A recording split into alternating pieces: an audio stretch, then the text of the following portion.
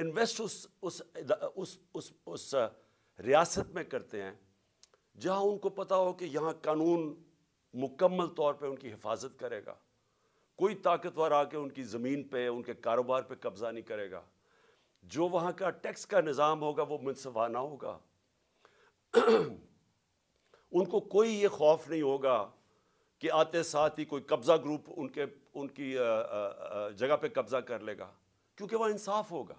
جدھر انصاف ہے وہ قبضہ گروپ نہیں ہے، جدھر انصاف ہے وہ ظلم نہیں ہے،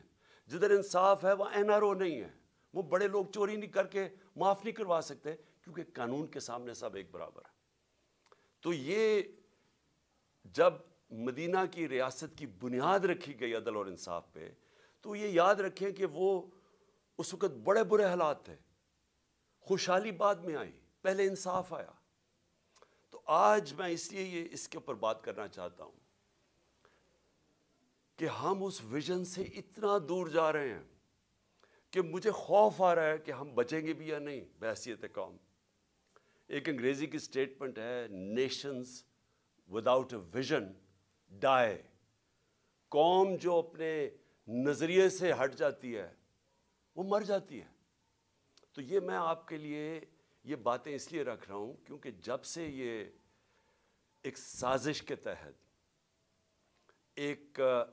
اس ملک کے مجرموں کی حکومت ہمارے اوپر نافذ کی گئی، ذرا ملک کے حالات دیکھ لیں کہ کدھر سے کدھر پہنچ چکے ہیں۔ اور میں اس لیے یہ آپ کے لیے کہہ رہا ہوں کیونکہ اب جس طرف آپ جا رہے ہیں، میں آخر میں ادھر آؤں گا کہ اگر ہم بحیثیت قوم، میں اپنی ساری قوم کو، پارٹی کو نہیں کہہ رہا، قوم کو کہہ رہا ہوں کہ اگر آج ہم نہیں جاگیں گے اور ہم جد و جہد نہیں کریں گے، ہم سب ذمہ دار ہوں گے جس طرف اب ہم جس رخ پہ نکل چکی ہے۔ سب سے پہلے معیشت آ جائے۔ دیکھیں معیشت جو ہے نا، اس کے اوپر بھی ایک بڑا ضروری ہے، میں جو شروع میں بات کی کہ ادھر بھی انصاف چاہیے ہوتا ہے، رول آف لا چاہیے ہوتا ہے، سرٹنٹی چاہیے ہوتی ہے لوگوں کو۔ یہ جب تک مجھے یہ اعتماد نہیں ہوگا کہ آج جو میں یہ فیکٹری بنا رہا ہوں، میں دکان بنا رہا ہوں، میں